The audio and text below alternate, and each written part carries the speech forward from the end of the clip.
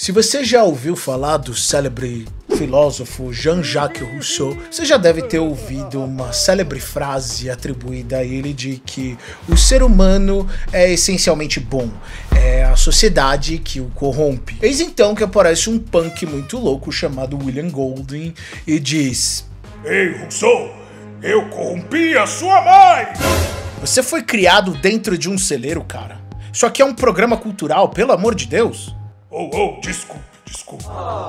Salvem punks, sejam bem-vindos ao canal Cultura Quase Útil. Eu sou o Carlos Hall. E eu sou o Jorge, o grande dinossauro, pronto para exterminar a... Para, deu. Hoje nós vamos falar de um livro muito especial. Hoje vamos falar de O Senhor das Moscas, de William Golding. E esse livro é muito importante, é um grande clássico que ajudou Golding em 1983 a ganhar o Grande Nobel de Literatura, logo um ano depois de Os 100 Anos de Solidão de Gabriel Garcia Marques, que eu adoro. Esse é um fato bastante inútil para te contar. E embora não tenha aqui um conflito sério entre Golding e Rousseau, é nítido que Golding quis fazer um contraponto às ideias otimistas de Rousseau aqui, tentando mostrar que quando a sociedade não está presente, o ser humano retorna às suas raízes selvagens. E é disso que o Senhor das Moscas realmente trata. Mas o que a gente vai lidar aqui com vocês nesse vídeo é tentar explicar para vocês, destrinchando a história do livro e tentando incentivar vocês a lerem este grande clássico, quem ou o que é o Senhor das Moscas.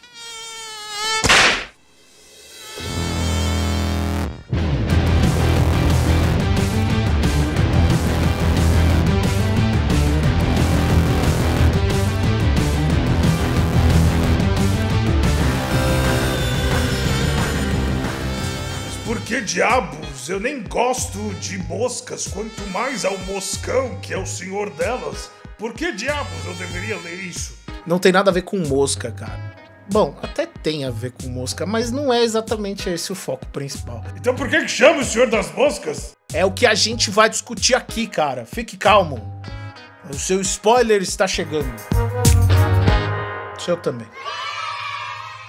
Essa história é tremendamente visceral, ela não é para qualquer um, mas eu tinha que falar dela porque foi um livro que me impactou muito. Eu confesso que eu fiquei muito mal após ler esse livro, foi um daqueles que me deixou pensativo e eu tinha que fazer um episódio sobre ele.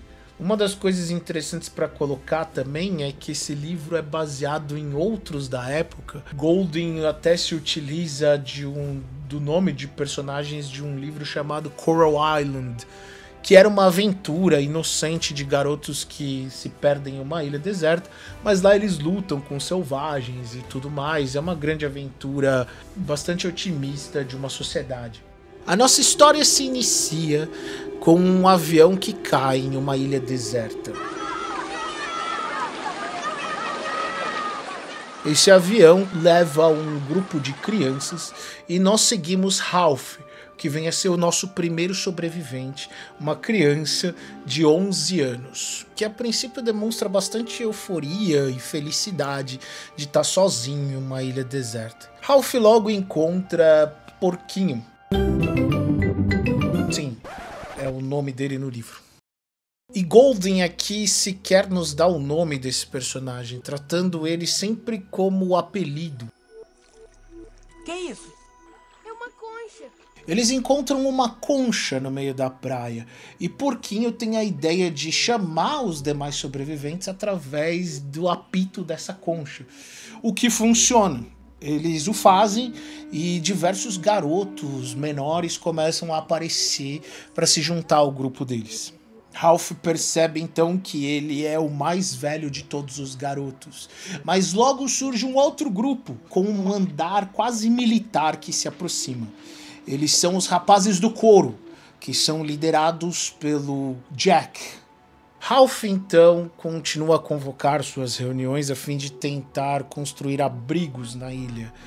Jack, por sua vez, está muito mais preocupado em trazer carne para o grupo E eles não conseguem entrar no consenso aqui, porque Ralph entende que a fogueira em cima da montanha deve ser mantida acesa todo o tempo. Ele então constrói um sistema de revezamento para que os meninos estejam sempre ao lado da fogueira tentando mantê-la acesa. Mas ele se frustra porque as crianças obviamente não querem trabalhar.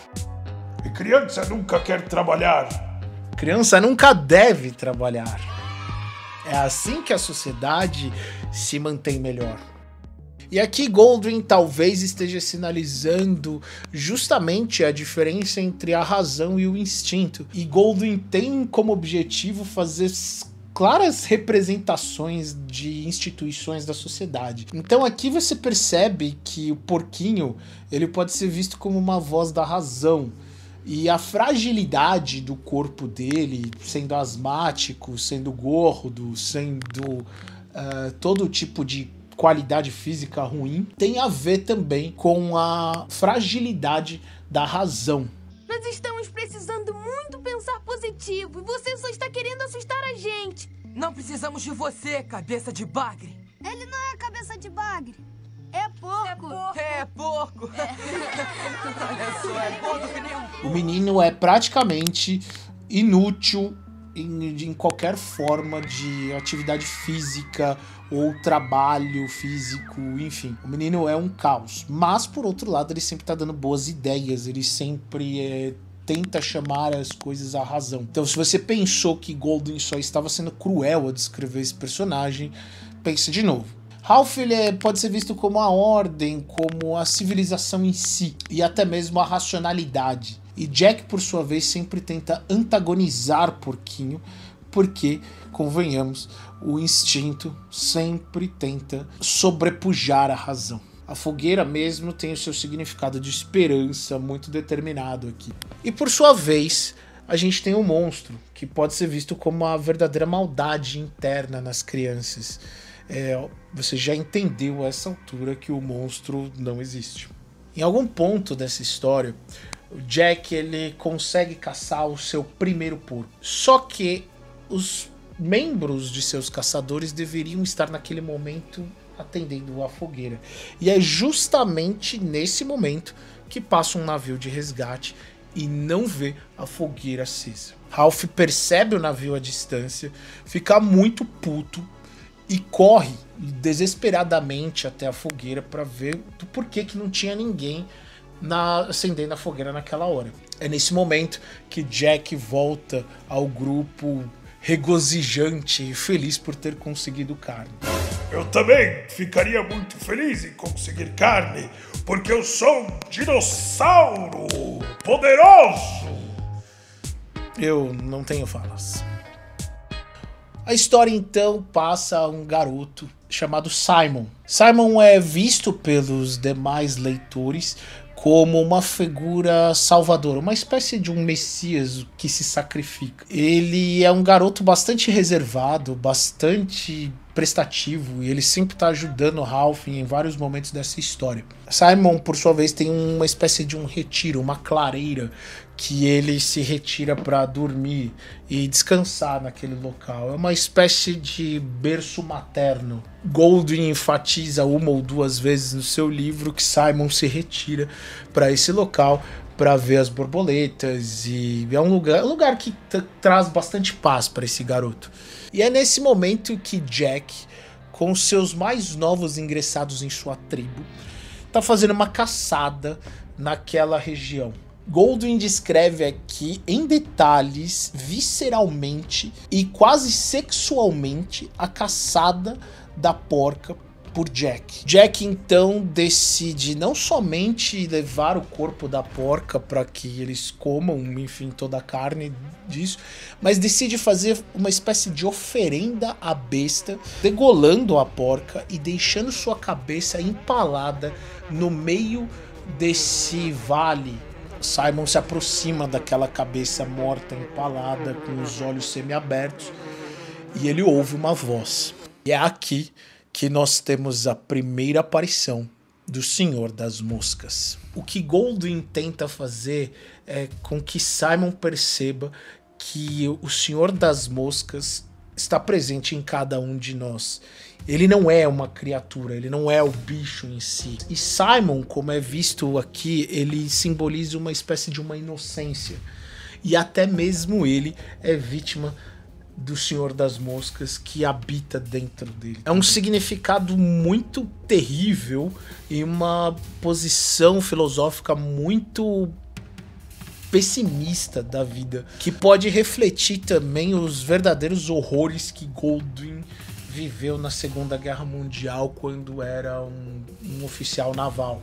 Essa cena não é impactante somente pelo porco, pela cabeça de porco falando, mas é impactante também pela reação de Simon, que desmaia diante daquela visão e acorda com diversas moscas ao seu redor.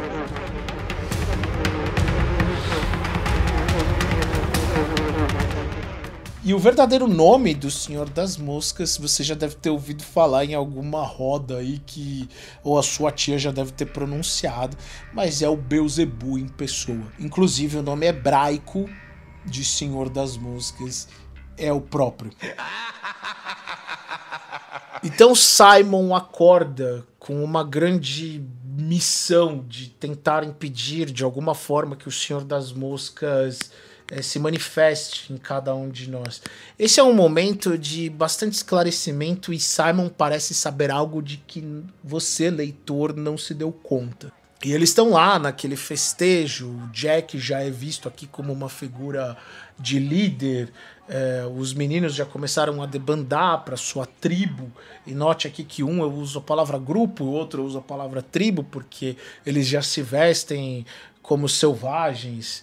E os selvagens aqui é até engraçado eu falar isso, né? Se não fosse triste, mas demonstra exatamente a visão de um inglês de 1949 sobre o povo da África, da América Latina, porque ele visualiza o termo selvagem como garotos pintados e mais ou menos como os nossos índios. Mas eu vejo também uma tentativa de crítica àquilo que Goldwyn considerava uma geração mais civilizada possível, que seriam os ingleses. Inclusive, em diversos momentos desse livro, os próprios garotos se veem como o ápice da civilização, o ápice da inteligência, que lembremos, nesse momento a Inglaterra estava no topo do jogo. Havia, nesse momento, na história, talvez um orgulho extremamente ferido em inglês, porque foi depois desses momentos da Segunda Guerra que Estados Unidos assume o grande poder sobre o mundo. Vamos lá, caçadores! Roger é um porco! Então todos se encontram na tribo de Jack, mas os meninos, por sua vez, eles estão dançando aquele episódio louco. No meio da baixa visão, no meio do frenesi contido daquela cena, os meninos atacam Simon, achando se tratar do monstro. Essa é uma cena bastante marcante. Goldwyn não poupa detalhes. Como eu disse, é um livro bastante visceral. Aqui você já percebe que o grupo está completamente devoto de razão. Enquanto isso, você tem descrições de um Jack que simplesmente, quando os meninos sob seu comando agora perguntam o que fizemos, ele simplesmente diz que era o monstro estava disfarçado. Ele, como líder, passa a sobrepujar a razão de uma forma muito intensa e ninguém consegue mais e de afrontar Jack nessa altura. É um monstro de verdade! Matem ele! O que Goldwyn tenta chamar a atenção aqui é justamente que basta uma crise, um líder carismático e você estabelece um novo tipo de sociedade que é capaz de fazer qualquer atrocidade possível. A menção aqui é muito clara a uma Alemanha nazista, mas enfim, a gente sabe que a Segunda Guerra se deu por conta da perda da Primeira, e um povo completamente destruído como a Alemanha fez com que um líder carismático para que pudesse entrar no poder, e a menção de uma possível ameaça à espreita. Essa fórmula a gente já viu ao longo dos anos, não somente na Segunda Guerra, mas a gente já percebeu que ela é copiada por quase todo grande líder salvador, a fim de tentar estabelecer uma nova ordem mundial na sua nação. Mas você vai notar essa semelhança em grandes políticos aí que tentam estabelecer fantasmas ou tenta colocar grandes perigos do qual você nunca presenciou para tentar se manter no poder ou como a última alternativa viável para fazer com que você esteja do lado deles. Essas figuras normalmente passam a ser não somente líderes, mas passam a se tornar figuras messiânicas, que não são só vistas como líderes políticos, mas também como figuras divinas. Se você notou isso recentemente, você pode não estar louco, então tome cuidado. Eu sou uma figura messiânica, do que você está falando? Cara, no dia que as pessoas resolverem te seguir, estamos com grandes problemas. Ele foi pra lá!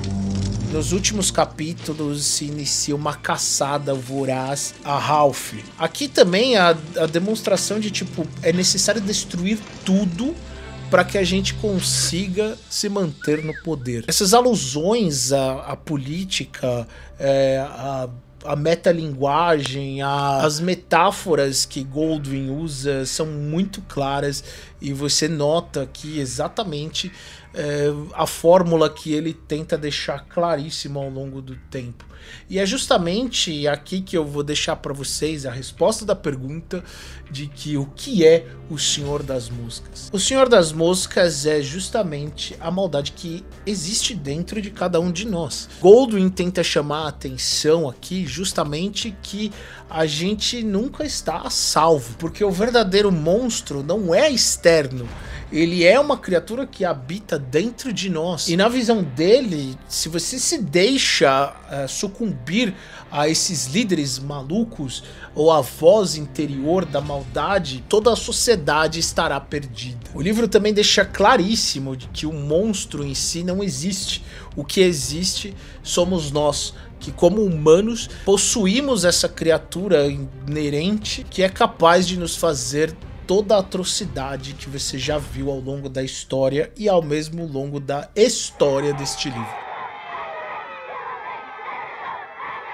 E no fim, Ralph é salvo justamente por um resgate vindo praticamente divino. Goldwyn inclusive descreve o seu resgate vindo como um oficial da marinha. Ele carrega armas e metralhadoras demonstrando seu poder sobre tudo aquilo que existe naquela ilha. E o oficial parece bastante desapontado com os meninos ingleses, dizendo esperar mais de garotos ingleses que estudaram em boas escolas e tudo mais. E há um contraponto muito engraçado aqui. Engraçado talvez não seja a palavra certa, mas há um contraponto porque esses mesmos adultos, essas figuras divinas, vão sair daquela ilha e lutar em guerras selvagens contra outras figuras. Nem as crianças e nem os adultos estão livres dessa maldade que eu tanto já falei aqui.